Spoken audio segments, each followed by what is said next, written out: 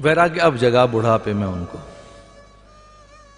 जिन्हें सत्यवादी कहते थे, जिनके पास निरंतर कृष्ण रहा, जगन्नाथ जिनका रथ हाँकता रहा, जिनके घर में जगन्नाथ की बुआ आई, उन्हीं की ये संतान हैं। कांतेय, ये कुंती के पुत्र, ये प्रथा पुत्र,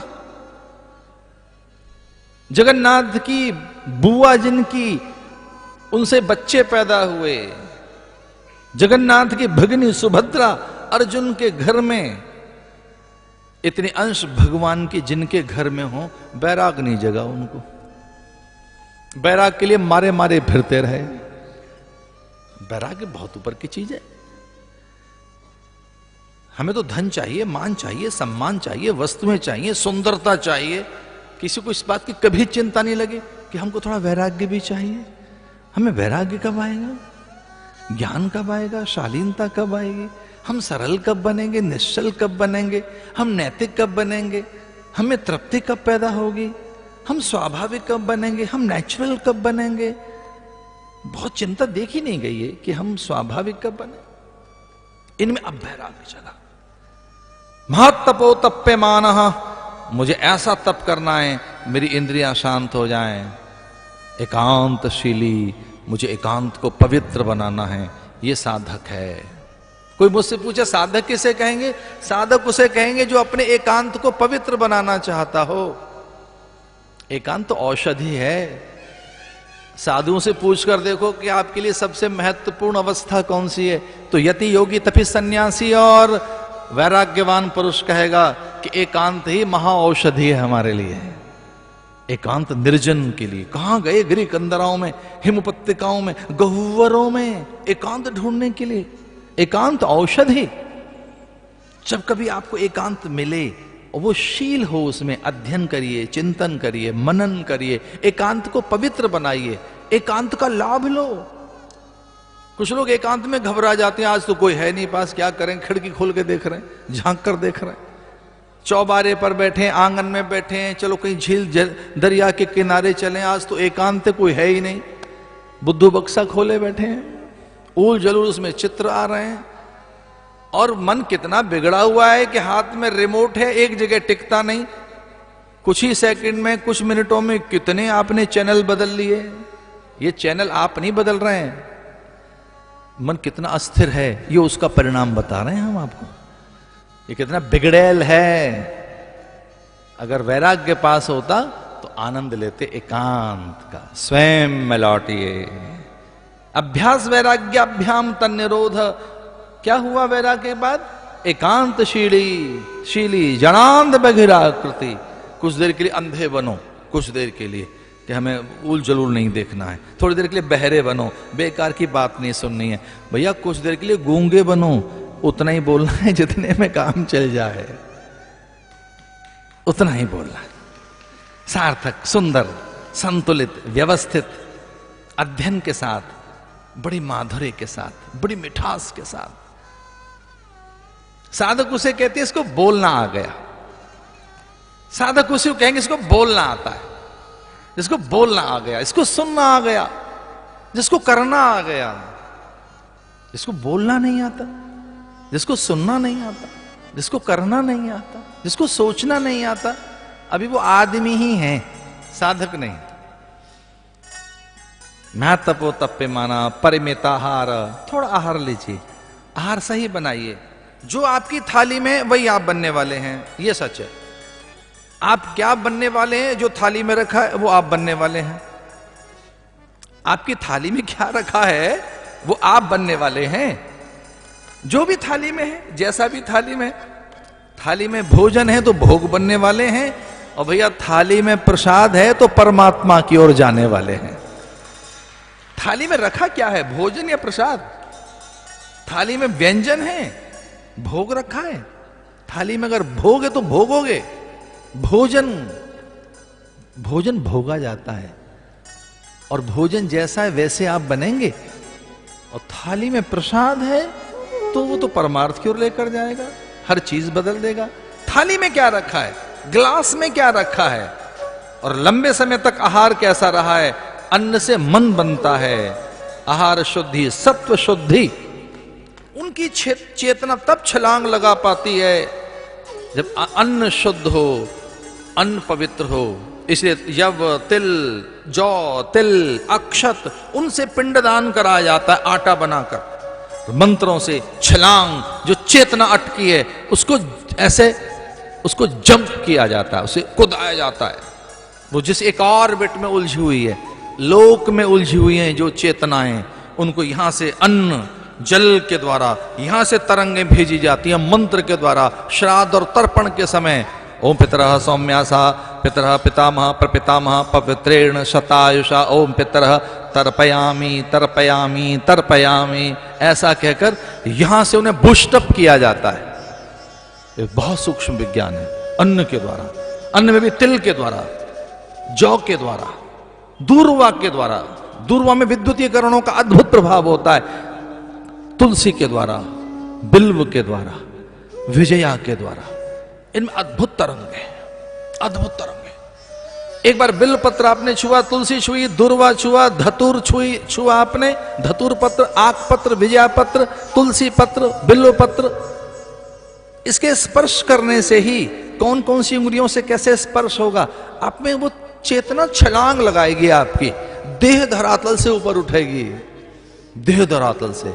इसे एक चीज सुनने वाली है और करने वाली है, वह आहार शुद्धि, आहार शुद्धि, सत्व शुद्धि। आहार अच्छा बनाइए अपना। मैं तपो तप्यमाना परमेतार एकांतशीली। और क्या करें? प्रारब्ध को भोगना सीखें, प्रारब्ध को समझना सीखें कि जो है सामने ये अपना ही परिणाम है, जो है सामने वो हमारा स्वयं का परिणाम है। तो कैसे इसे जिए? दो हिमालय चले गए, उत्तराखंड, उत्तरांचल, जहां उत्तर मिलते हैं जीवन के। वैसे तो धरती का कोना कोना पवित्र है।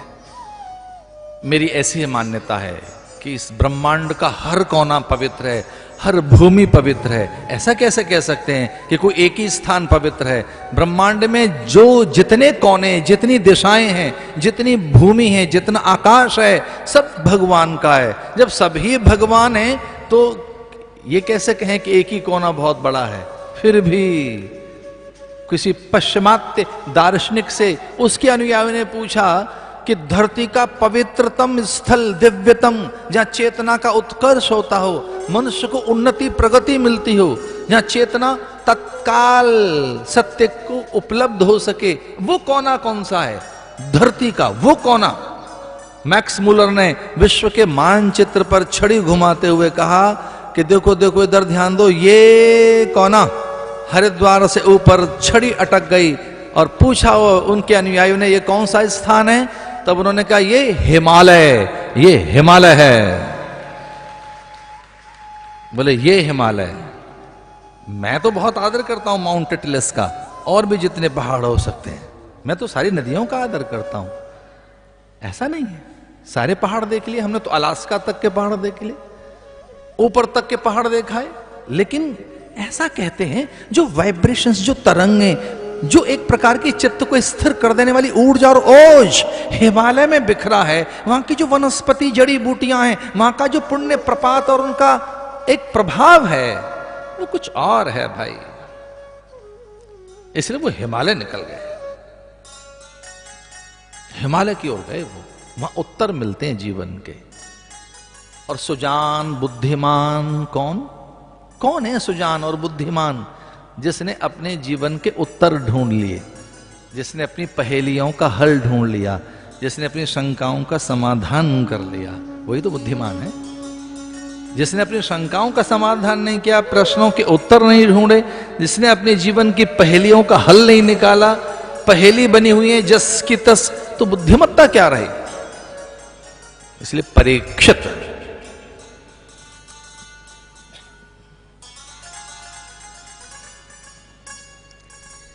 तीन अश्वमेध यज्ञ किए परीक्षित ने। घोड़ा छुआ नहीं किसी ने।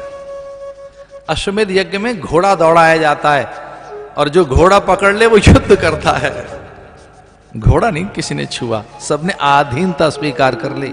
सब राजाओं ने कहा कि हम आपके किसी बल, पौरुष, पराक्रम और आपकी सेना से प्रभावित नहीं है। सारे संसार के राजा झुक गए परीक्षित के चरणों में, कहने लगे हम तो आपके व्यक्तित्व से प्रभावित हैं, आपकी वाणी के माधुर्य से, आपके चिंतन चरित्र से, आपके आचरण से, आपकी सौम्यता विनम्रता से, आपके सद्गुण हमको आकर्षित करते हैं।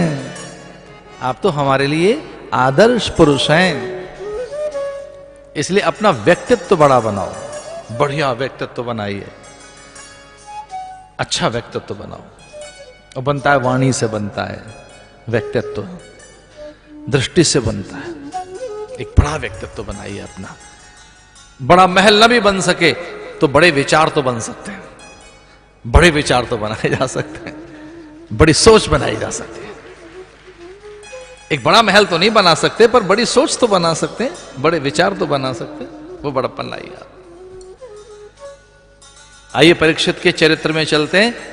सद्गुणों के संचय से मैंने बात शुरू की कि कैसे गुणों का संचय करें, किस प्रकार से अभ्यास करें, ज्ञान वैराग्य को कैसे इकट्ठा करें, तुलसी की चौपाई के साथ में। और ये मुझे बहुत आकर्षित करती है चौपाई। इस चौपाई के साथ चलते हैं। जैसे एक एक बूंद से घट भर जाता है, जैसे जल का स्वभाव है कि वो निचले स्तर की ओर दौड़ता है। नदियां पहाड़ों की ओर नहीं दौड़ती, जल पहाड़ पर नहीं चढ़ता, पहाड़ बहुत ऊंचे, ऊंचे से जल नीचे आता है, ऊंचाइयों से जल नीचे आकर सरिताओं के साथ सिमटता हुआ सागर की ओर दौड़ता है। ऐसा कभी नहीं होता कि सागर पहाड़ चढ़ता हो, सागर कभी पहाड़ नहीं चढ़ता। हां, कभी सागर का मन हो कि मुझे मीठा बनकर बरसना है तो बादलों के साथ जुड़ता है, आकाश तक पहुंचता है, फिर नीचे धरती पर आता है। उसे लगता है कि मीठा बनना है तो बादलों के साथ जुड़ता है, वाश बनकर, भाप बनकर, बादलों के पंख के साथ उड़ता है।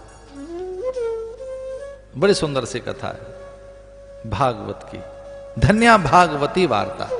ऐसा कहते हैं भागवत की वार्ता धन्यता लाती है। सर्व सिद्धांत निष्पन्नम, सारे सिद्धांत इसमें छुपे हैं। सर्व सौख्य कर्म शुभम, जीवन की शुभता, सौख्यता, पवित्रता इसमें छुपी है। परीक्षित पूरी धरती के स्वामी बन गए और 32 वर्ष तक कलयुग प्रतीक्षा करता रहा उनकी। अगर आप साधक हैं तब क्रूर ग्रह, नीच ग्रह, ऐसे ग्रह जिसमें कई बार आपके आसपास में भौतिक आर्थिक असंतुलन दिखता है, उसी के नाम तो ग्रहों का प्रभाव है और क्या है। कुछ आपकी भौतिक आर्थिक अनुकूलताएं जब आपके हाथ नहीं होती, सांसारिकता आपकी जब सरक जाए, कुछ सम्मान न मिले, स्वास्थ्य ठीक न हो, शरीर ठीक न रहे, इसी का नाम तो ग्रहों की प्रतिकूलता है। 32 वर्ष तक कलयुग प्रतीक्षा करता रहा और फिर वो एक दिन सामने आया जब हिंसक मन बना राजा का, प्राण घातक मन बन गया, मृगया करने का मन जब बना, आखेट करने का मन जब बना, शिकार खेलने का जब मन बना राजा का, दक्षिण दिशा की ओर गए और तब कलयुग से उनका साक्षात्कार हुआ। एक विचित्र सा प्राणी उन्होंने देखा। कई बार देखा जा सकता है, समय को पहचाना जा सकता है, पूरा समय कई बार बड़ा विद्रूपित, बड़ा कलुषित, बड़ा प्रदूषित। कभी कभी आसमान भी ऐसा लगता है कि आज आसमान इतना मैला सा क्यों है। कभी आसमान भी बड़ा मैला सा दिखता है, धूल है आसमान में, कई बार धुंध है, कोहरा है, बड़ी धुंध, बड़ा कोहरा। कई बार कुछ ऐसे बादल जो डराते हैं, दिन में अचानक रात पैदा कर देते हैं। तो कोई एक समय ऐसा होता है, कई बार वो अच्छा नहीं लगता, पतझड़ सा, पूरी धरती की हरितिमा खो गई हो, कोई पल्लव पात और फूल न हो, कोकिल न हो, कभी कभी बगीचा भी सुंदर नहीं दिखता। वो बगीचा जो महक रहा होता है, सुरभित और कुसमित होता है, वो बगीचा जो सुगंध से सबको आकर्षित करता है। कभी ऐसा बगीचा, कभी ऐसा पेड़ जो ठूठ हो गया है। और तो और कभी कभी अपना भी शरीर अच्छा नहीं लगता, खुद से भी कई बार एक प्रभाव होता है। कई बार हर व्यक्ति पर, वस्तु पर एक प्रभाव होता है। तब राजा को भी अच्छा नहीं लग रहा था एक व्यक्ति को देखकर। किसको देखकर बहुत अच्छा लगता है? जो सभ्य हो, शिष्ट हो। किसे देखकर अच्छा लगता है? जो संयत हो, शालीन हो, जो निष्ठावान हो, चरित्रवान हो। किन्हें देखकर अच्छा लगता है? उनको देखकर तो पुण्य पताए गए। साधु नाम दर्शनम पुण्यम, संत दरस जी में पातक टरहे, ऐसा बताया गया। कुछ औषधियां ऐसी, उनका स्पर्श करने से ही चेतना उन्नत होगी, बड़ी ऊर्जा मिल जाएगी। कुछ औषधियां तो ऐसी बताई गई, छुओगे तो छूने के साथ ही, स्पर्श के साथ ही एक गंध मिल जाएगी। अब तो ये चिकित्सा विज्ञान कहां पहुंचा है कि आप केवल स्पर्श कर दें, आप केवल देख भर लें, पुतलियां अपनी हिला दें, तो उससे ही पता लग जाएगा भीतर किस प्रकार के गुण सूत्र हैं आपके। यहां तक पहुंच गया चिकित्सा विज्ञान। राजा ने पूछा था कि मैं पहली बार कोई एक अपराधी व्यक्ति देख रहा हूं जो बड़ा दुस्साहसी है, मेरे सामने खड़ा है। तू कौन है भाई? तेरी आंखें लाल लाल अंगारे की तरह से दिख रही हैं, दुर्गंध तेरी देह से, बिखरे हुए तेरे बाल, ओठ चबा रहा है तू, दुर्गंध के साथ साथ तुझमें छल भी दिख रहा है। एक अधम प्राणी, ऐसा लग रहा है कि तूने बड़ा कोई अपराध किया है, बड़े नियम तोड़ दिए तूने सारी मर्यादाओं को तोड़ दिया है। तू किसी वर्जना सीमा को मानने वाला नहीं है, तू बड़ा हिंसक प्राणी है। तू लोभ और अपने लाभ के लिए किसी के भी प्राण ले सकता है। कौन है भाई? क्या तूने कोई दुराचार, पापाचार किया है? तूने कोई अत्याचार किया है? तूने कभी किसी के अनायास अकारण प्राण छीन लिए हैं? कौन है? वो पुरुष कहता है, महाराज मैं तो काल हूं, जब इस धरती पर सत्यता रहती है तब मैं सत्युग कहलाता हूं। भारी तप के समय जब सत्यता खो जाती है, केवल यज्ञ रह जाता है, तो मैं त्रेता कहलाता हूं। जब त्रेता और सत्य दोनों नहीं रहते, दान रह जाता है, तो मैं द्वापर कहलाता हूं। और जब ये तीनों चीजें खो जाएं तो मैं फिर कलयुग कहलाता हूं। कलयुग, कल पुर्जों का युग, यंत्र का युग। कलयुग माने फिर यंत्र की अधीनता का युग हूं मैं तो यंत्रों के अधीन हूं, पदार्थों के अधीन हूं, मशीन के अधीन हूं। भागवत में कहा है मशीनी युग आएगा, कल पुर्जों का युग आएगा। कल पुर्जे, कलो युग, कल युग यानी पुर्जों का युग, मशीन का युग, तकनीक का युग। और कैसी तकनीक आई? सूचना की तकनीक, संचार की क्रांति कैसी पहुंची? ये कौन सा युग है? तकनीक का युग, संचार का युग, कल पुर्जों का युग, मशीन का युग। कि अब कोई बात पूछनी है तो दादी अम्मा और बुजुर्गों से, गुरुओं से के पूछे, www और गूगल में डाल दो, पूछ लो क्या पूछना है। अरे कमाल करते हो, कोई बात पूछनी है तो पूछो दादी अम्मा से। अरे पूछो, मुहूर्त पूछना है गुरुओं से, संत सत्पुरुषों से, माता पिता से, संत जनों से। एक बजर बट्टू हाथ में और उसमें कुछ डाल के ढूंढ रहे हैं, अब पूनम कब है, तिथि, अरे उसमें पता ही लगेगा तिथिक्षय कब है, किस डिग्री पर सूरज कहां है। वो कहते हैं हमारा वो ही पता लगा लेंगे, आप निश्चिंत रहिए। कल युग, कल मैंने पुर्जे का युग, एक्चुअली पुर्जे का युग, यंत्र का युग, मशीन का युग, तकनीक का युग। किसका युग है? ये मशीन का युग। अबे धन्य है मशीन, धन्य है मशीन की निंदा तो नहीं कर सकते। 120 साल पहले आदमी बैलगाड़ी में चलता था और अब वो मंगल पर, चांद पर कहां पहुंचा है। या हल्के से आप अंक ऐसे कुछ करते हैं, 9, 8, 10, 5 पता नहीं कौन से आप अंक डायल कर रहे हैं, अभी पूरे पूरे वो डिजिट्स ड्रॉप नहीं हुई, वो पूरे अंक आपने डायल नहीं किए, अभी पूरे कर दिए। झटपट छलांग लगाकर आकाश में गए, वो 35,000 किलोमीटर ऊपर, वहां से ढूंढकर वहां पहुंच गए जिससे बात करानी है।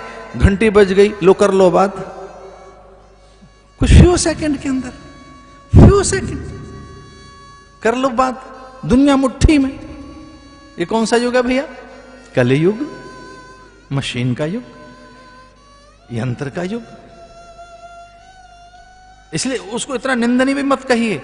उद्योग न हो, मशीनें न हो, और ये तंत्र न हो, सूचना की तकनीक न हो, संचार की तकनीक न होती तो आदमी वहीं रहता। कलयुग, तो उसने कहा मैं अधीनता का युग हूं। तो पूछा राजा परीक्षित ने कि तू कलयुग है, मशीन का युग है, पुर्जे का युग है, कल का युग है, यानी कली माने पुर्जा, यंत्र, उसे चलाएगा कौन? उसने कहा जो मुझ में डाल दोगे मैं वही बोलूंगा, मुझे जैसा चलाओगे मैं दोनों चीजें कर दूंगा। मैं वरदान भी हूं, अभिशाप भी हूं। मेरा ठीक प्रयोग करोगे तो मैं वैसा हो जाऊंगा, अन्यथा मैं अभिशाप बन जाऊंगा, मैं भारी विनाश कर दूंगा, मैं भारी चीजें। अब तो उस तरह से आने वाली हैं चीजें, रोबोट काम कर रहा है अब तो, मशीन का युग। आदमी धीरे धीरे धीरे सिमट जाएगा। तो कैसा युग आया है? तो उसने कहा मैं वो युग हूं कि जिसमें साधनों के अंबार होंगे, अपरिमित साधन होंगे, अंतहीन साधन होंगे, अपरिमित साधन, अंतहीन साधन। लेकिन उससे पैदा क्या होगा? असीम असंतोष पैदा क्या होगा? अंतहीन साधनों की कोख में से क्या निकलेगा? असंतोष। तो बोले मैं संतोष नहीं दे पाऊंगा, शांति नहीं दे पाऊंगा, समाधान नहीं दे पाऊंगा। हाँ, मैं सुविधा दे सकता हूं, और बहुत सुविधाएं एक काम करती हैं, आलसी बना देंगे। वहीं कैप्ट होके बैठे रहो, वहीं करते रहो, हाथ पैर न हिलाओ, वहीं बैठे रहिए। तो ये जो जनरेशन अब आ रही है और उसके बाद जो आएगी, उसे ज्यादा स्पेस नहीं चाहिए, तो 1 फुट में ही बैठी रहेगी, बस वहीं की वहीं। देखिए, ज्यादा चीज नहीं चाहिए। क्या है ये? असंतोष। बहुत सुविधाएं क्या देती हैं? आलस्य, प्रमाद, प्रतिरोधात्मक शक्ति घटेगी, एक और चीज घटेगी उससे, स्वतंत्र चिंतन नहीं, अपने से नहीं सोचोगे।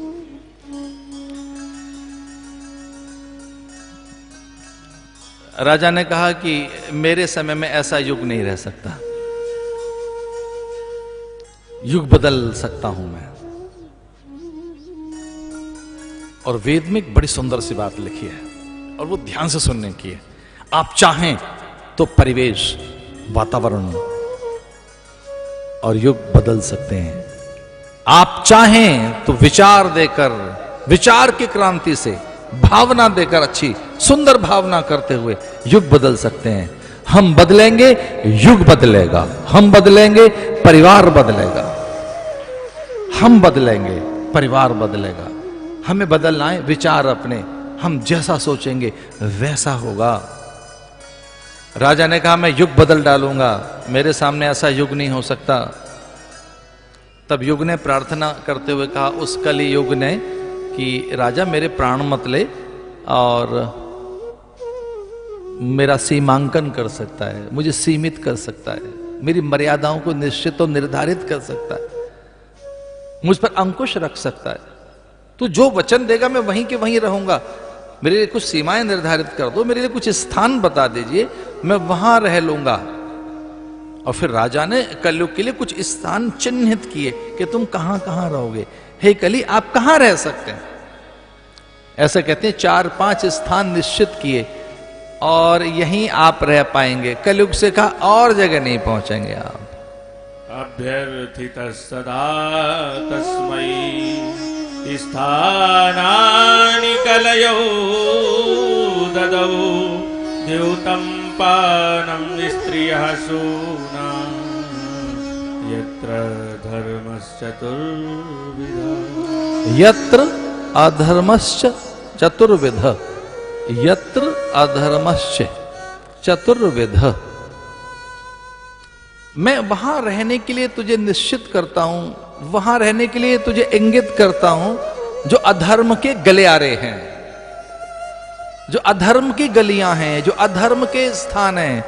यत्र अधर्मस्य चतुर्विध, ये 4 विधाएं अधर्म की हैं। हे कलयुग, आप यहां रहना। द्यूतम,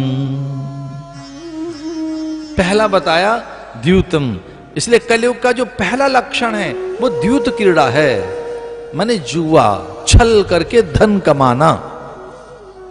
छल से धन अर्जित किया जाए, कपट से धन अर्जित किया जाए, बिना पात्रता योग्यता के धन आपके पास आया है, बिना श्रम साधन के, बिना योग्यता पात्रता के, बिना श्रम साधन के, छीन झपट कर छल करके जो भी धन आया है उसे द्यूतम, दूत क्रीड़ा कहेंगे, उसे जुआ बताया गया। जुए के बड़े अलग अलग रूप हैं, कई बार पता नहीं लगता वो जुआ ही होता है जो छल करके धन आया है। द्यूतम। दूसरा विषय बताए, व्यसन बताए, पानम व्यसन। एक तो जुए में रहना जहां छल करके धन आता है वहां रहना, और पानम यानी व्यसन।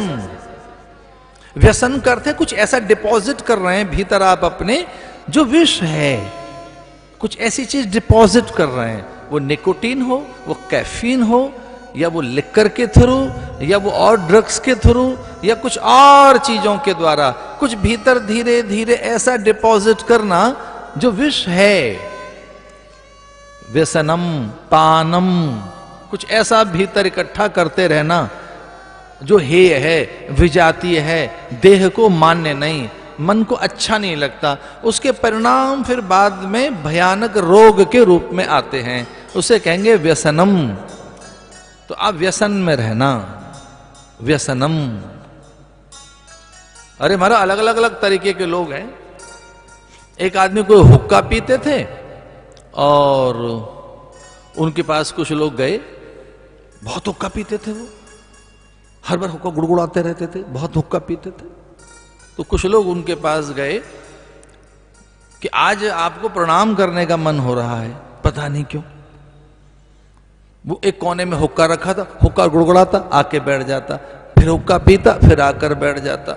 मोहल्ले के सभ्य और भद्र लोगों ने कहा कि पता नहीं क्यों आपको प्रणाम करने का मन था, चले आए, आपको आज बहुत प्रणाम करने का मन है, और हाँ पैर भी छूने का मन है आपका, पता नहीं क्यों ऐसा हुआ है, हम चले आए हैं, पैर छू लें आपके, छू लो भैया, आपको सुख मिलता है तो। प्रणाम भी करना था, कर लीजिए, आपको सुख मिलता है तो। बोले एक शंका पैदा हो गई, क्या? जब आप हुक्का बहुत पीते हैं तो हुक्का पास में रखो, उस कोने में क्यों रखा है? बार बार जाते हो, हुक्का पीते हो, फिर आकर बैठ जाते हो। तो उसने कहा भैया हमने सत्संग में सुना है कि व्यसनों से जितना दूर रहो अच्छा है,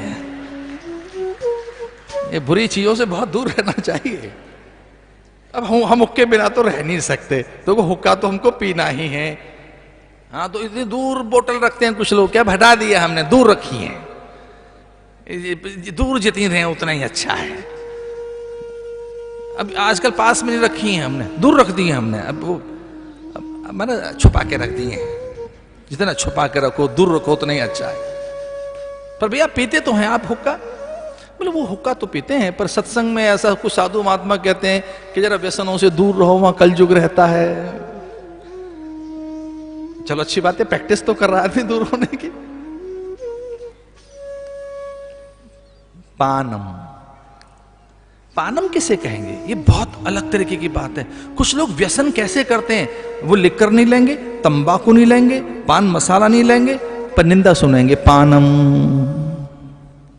वो कुछ ऐसी ऐसी बातें सुनाएंगे, वहां क्या हो रहा है, हमको दिल्ली से कोई लेना देना नहीं, दिल्ली में क्या चल रहा है, मुंबई में क्या चल रहा है। जिन लोगों ने कभी नहीं देखा मैनहट्टन, वहां की वॉल स्ट्रीट में क्या चल रहा है जरा पता लगाना। अरे भैया क्या पूछना है, क्या चल रहा है? पानम। कुछ ऐसा सुने, कुछ ऐसा सुने जो हमें बड़ा बनाए या फिर हमारे भीतर भ्रम पैदा करे। पानम, इतना इकट्ठा करें, कान से, आंखों से, व्यसन। कलयुग का प्राणी कैसा हो गया? व्यसनी। निंदा में, निंदा एक व्यसन है, दूसरों के दुर्गुण सुनना, दुर्वचन सुनना, अथवा बेकार की बातें सुनना, या कि फिर वो पानम या आधीन रहना विषयों के, व्यसनों के। इससे एक चीज होती है, संबंधों की अपवित्रता आती है।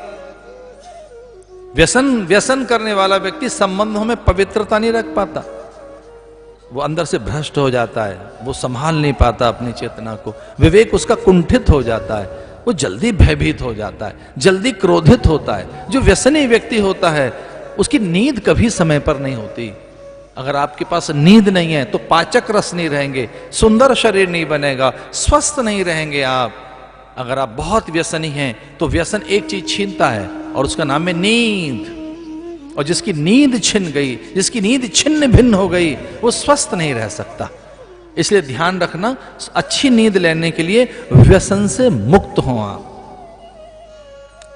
नींद आपकी छिन जाएगी।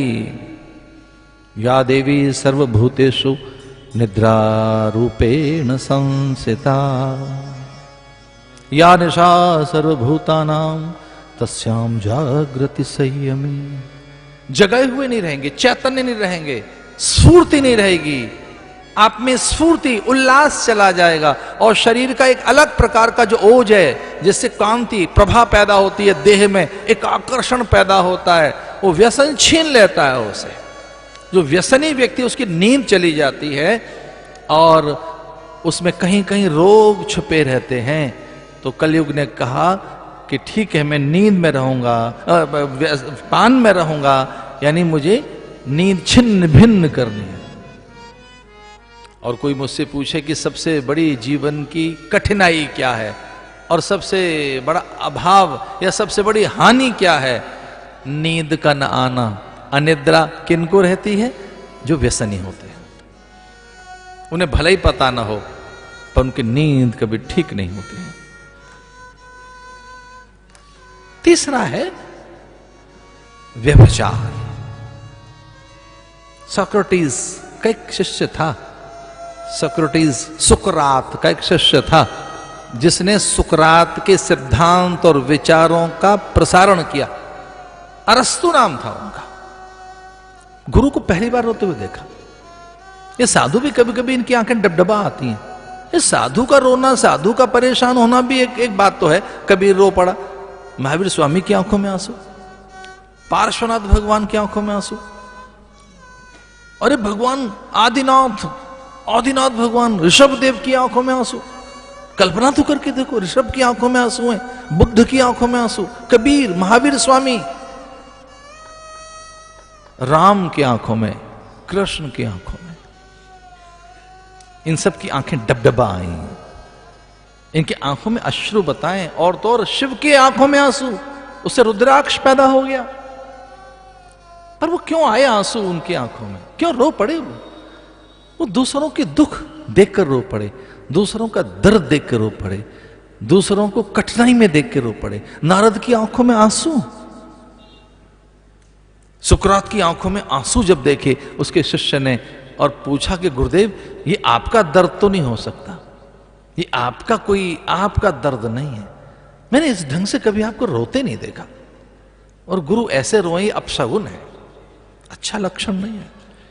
और ऐसा ग्रंथ में लिखा है कि बड़े लोगों की आंखों में आंसू ना आए, अब वो अशुभ संकेत है, अनिष्ट के वो संकेत हैं। किन किन की आंखों में आंसू नहीं आने चाहिए? बालक, वृद्ध, रोगी, अतिथि, कन्याएं, इनकी आंखों में अश्रु ना आए। दीन के, दरिद्र की आंखों के आंसू तो हमें दया के लिए बाध्य करते हैं। अतिथि, अभ्यागत, आगंतुक, स्त्री, बालक, रोगी, वृद्ध, इनके आंसू देखकर दौड़ पड़ो सेवा करने के लिए। गुरु जो संत हैं, उनकी आंखों में आंसू नहीं आने चाहिए। और गुरु की आंखें गीली हैं। गुरुदेव, मैं मर जाऊं, मिट जाऊंगा, आप मुझे बताइए, मैं प्राण देने को तैयार हूं, आपकी आंखों के अश्रु नहीं देख सकता। हुआ क्या है आपको? तो सुकरात ने कहा था कि अरस्तु, तुम इन आंसुओं को पहुंच नहीं पाओगे, क्योंकि ये अश्रु बहुत अलग तरीके के हैं। अरे हुआ क्या है? बोले, मुझे लग रहा है कि मेरे देश की समूची संस्कृति का नाश हो जाएगा, ये संस्कृति खत्म हो जाएगी, जड़ें इसकी हिल जाएंगी। हुआ क्या है? बोले, मेरी बहु बेटियां और मेरे देश की नारियां तंग कपड़े पहनने लगी हैं। कुछ इस प्रकार का है उनके भीतर कि अब वो अपना प्रदर्शन करना चाहती हैं। मुझे हृदय से क्षमा करना, मैं तो प्रत्येक नारी में मां देखता हूं, और मां कोई भी वस्त्र पहने मुझे मान्य है। मैं ये नहीं कहना चाहता कि हमारी बहू बेटियां क्या पहने, जो उनको अच्छा लगता है वो पहने, मैं तो उनका वकील हूं, उन्हीं के साथ तो मैं खड़ा हूं। अरस्तु रो पड़ा, उसने कहा समूची संस्कृति का नाश हो जाएगा। और इकबाल ने लिखा यूनान, मिस्र, रोमा सब मिट गए जहां से, बात है कुछ ऐसी हस्ती मिटती नहीं हमारी। वो संस्कृति खुर्द-बुर्द हो गई, वो बेबीलोन की संस्कृति, वो इजिप्ट की संस्कृति, वो पिरामिड में उलझी हुई है, संग्रहालयों में पड़ी हुई है, वो संस्कृति म्यूजियम में पड़ी हुई है, कहीं वो सिविलाइजेशन दिखती नहीं। इस धरती पर वो सिविलाइजेशन कागजों में है, उनका जीवन नहीं, वो जीवंत नहीं है। क्यों? क्योंकि इसे वस्तु बना दिया है हमने, इसे विज्ञापन का साधन बना दिया है। इन बहु बेटियों से लाभ लेना चाहता है यूनान। ये ध्यान रखना, बहु बेटियों से अधिक लाभ न लें, उन्हें वस्तु न बनाएं, उनसे अधिक कमाने की प्रकृति हमारी पैदा ना हो, और ये विज्ञापन की वस्तु बनाई जाएगी। ये कलयुग है। तो कलयुग ने जब चौथा स्थान पूछा कि मैं कहां रहूं, तीसरा, तो कहा व्यभिचार। व्यभिचार, वो स्त्री हो या पुरुष हो, दोनों में जहां व्यभिचार है आप रहना।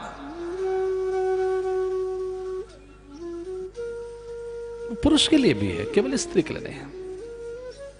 कि जब प्रदर्शन प्रियता आ जाए, और जब प्रदर्शन प्रियता बढ़ती है और उसमें कोई अशिष्टता आ जाए, असभ्यता आ जाए, आपको अच्छा लगे, उस प्रदर्शन में आपको 1000 लोग सुख माने, ये व्यभिचार है, देह बेचना है। ये अपना सौंदर्यशील, अपनी पवित्रता, अपना सत्व, ये व्यभिचार बताया। कलयुग है भैया ये। हिंसा, चौथा स्थान। हिंसा का अर्थ क्या? हिंसा का अर्थ है कि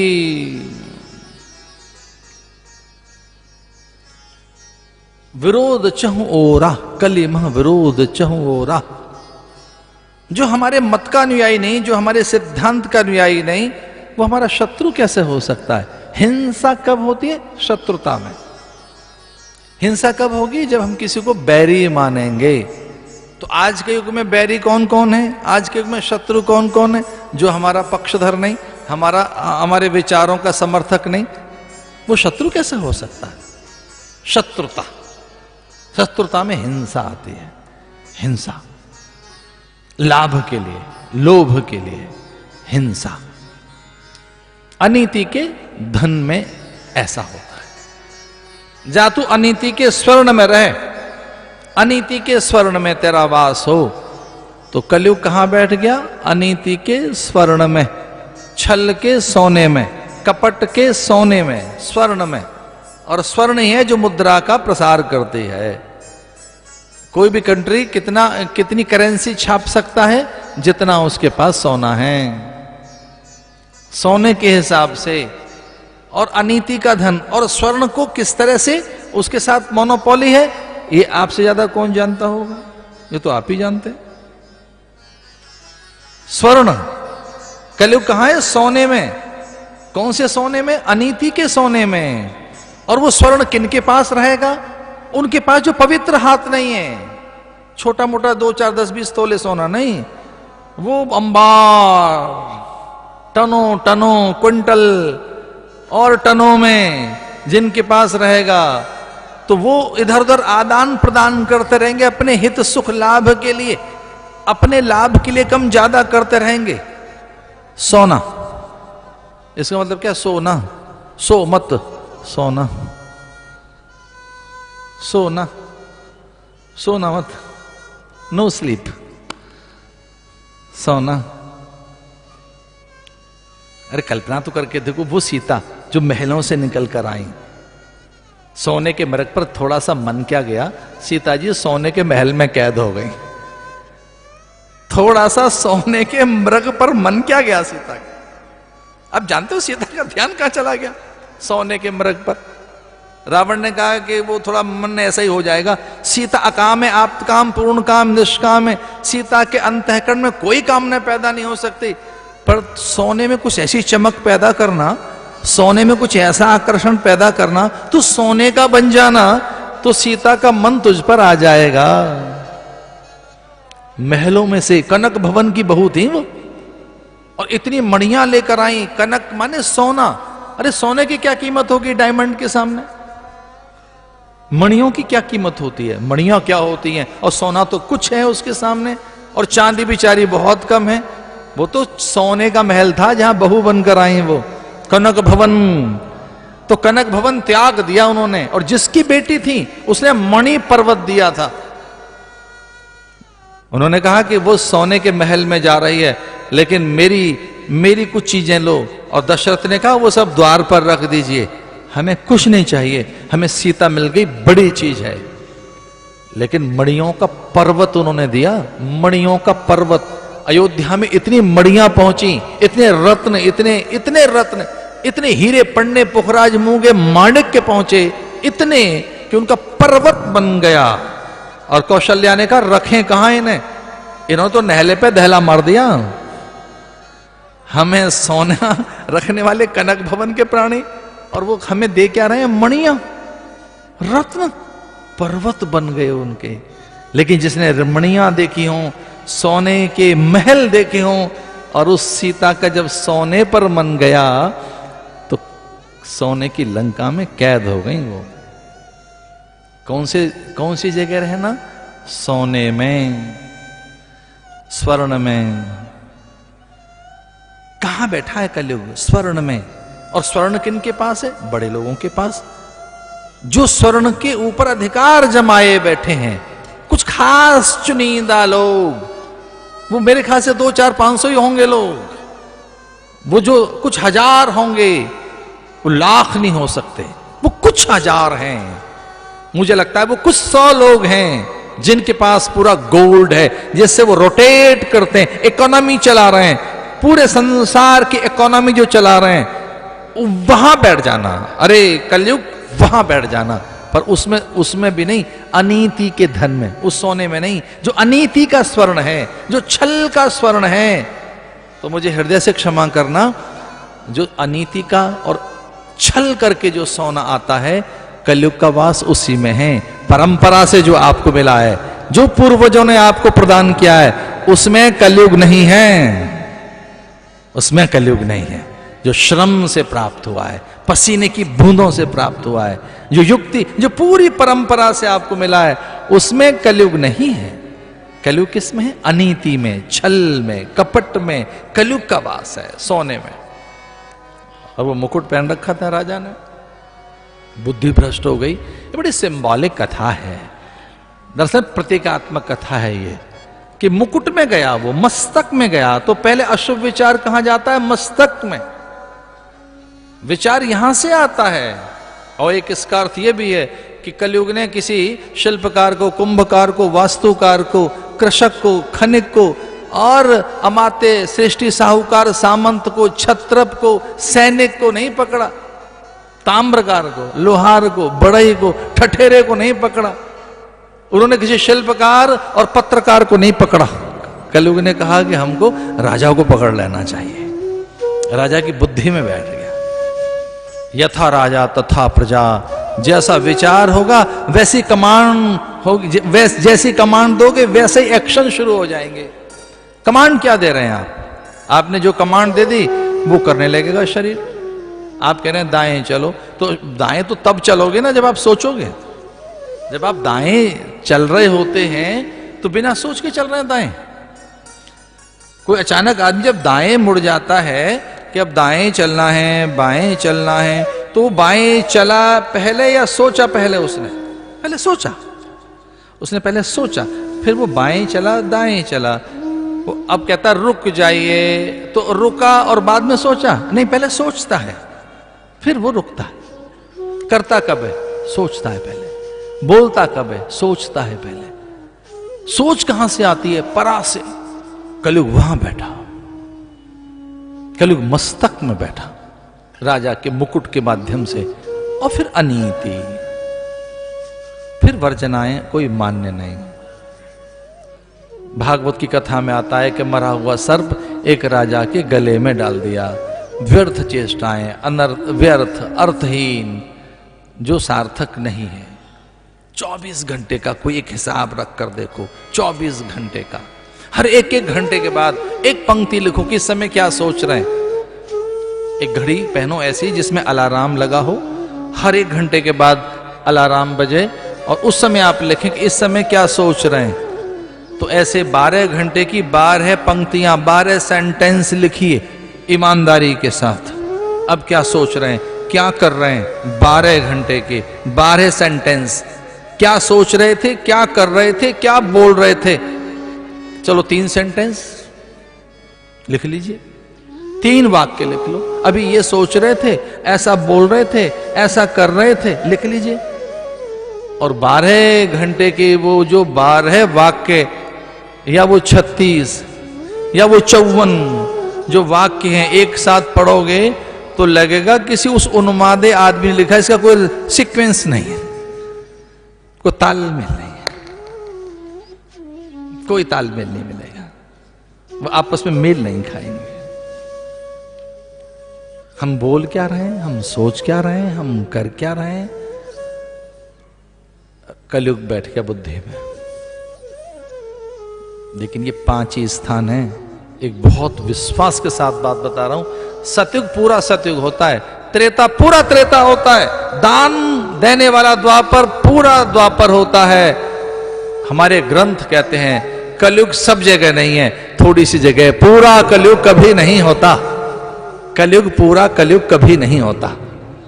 कलयुग तो वही होता है जहां ये 5 जगह हैं। अनीति के स्वर्ण में है, छल में है, हिंसा में है, व्यभिचार में है, व्यसन में है और उन बातों में है जो अमर्यादित हैं, अशास्त्रीय हैं। भूख प्यास लगाई, औषधि आधारित जीवन हो जाए, कलयुग उसे कहते हैं। अन्न की अधीनता में जो रहता है वो कलयुग का प्राणी है। तितिक्षा जिसके पास नहीं रहती, तितिक्षा का अर्थ है सर्दी गर्मी भूख प्यास मान अपमान में सम। जिसकी श्रद्धा चली जाए, तितिक्षा चली जाए, उपरति चली जाए, समाधान चला जाए, शम दम खो जाए, विवेक वैराग्य मोक्षा चली जाए, उसे कहते हैं कलयुग का प्राणी। जिसके पास ये चीज है वहां कलयुग फटक नहीं सकता, सब चीजें खो गई। कलयुग का प्रहार ऐसा आया, संयम चला गया। एक साधु बैठे हैं समाधि में, उसके पास राजा पहुंचा और राजा ने कहा, साधु उठ, मुझे जल फल दे, आसन दे, मेरा सम्मान कर, मुझे उच्च आसन पर बैठा। तो इसका अर्थ क्या हुआ कि हमें मान की मांग बन जाएगी, आदर की मांग बन जाएगी। भागवत में लिखा है कलयुग का प्राणी कौन होगा, जो अधिक आदर मांगेगा, अधिक मान मांगेगा, दूसरों से प्रसन्नता मांगेगा, दूसरों से सहयोग मांगेगा, दूसरों से सब कुछ चाहेगा, दूसरे उसे सुखी करें, आदर दें, सम्मान दें। तो कलयुग का आदमी कैसा होगा, याचक होगा, दूसरों के भरोसे जीने वाला, दूसरों से मांगने वाला, अपेक्षा करने वाला, जो दूसरों से लेता है, उसे कलयुग का प्राणी कहते हैं। जिसे दूसरे उठाते हैं और उठा हुआ मान लेता है, पता है वो कौन होता है, जो दूसरों से उठना चाहता है, खुद नहीं। दूसरे उठाएं, अन्य लोग उसे उठाएं, खुद दूसरे उसे आदर दें, मान दें, दूसरे उसे उठाएं। जो दूसरों के द्वारा उठकर उनके कांधे पर जो चल रहा होता है वो मुर्दा होता है, जिंदा तो नहीं होता वो आदमी। जो दूसरों के द्वारा उठा हुआ है, जो दूसरे उसे उठा रहे हैं, ये कलयुग का लक्षण है। कलयुग किसे कहेंगे, दूसरों से मान आदर सम्मान, दूसरों से, ये कलयुग है। बहुत ही आनंद है मुझे कथा में। सुखदेव मुनि आ गए हैं, आज की कथा को यहीं पूरा करते हैं।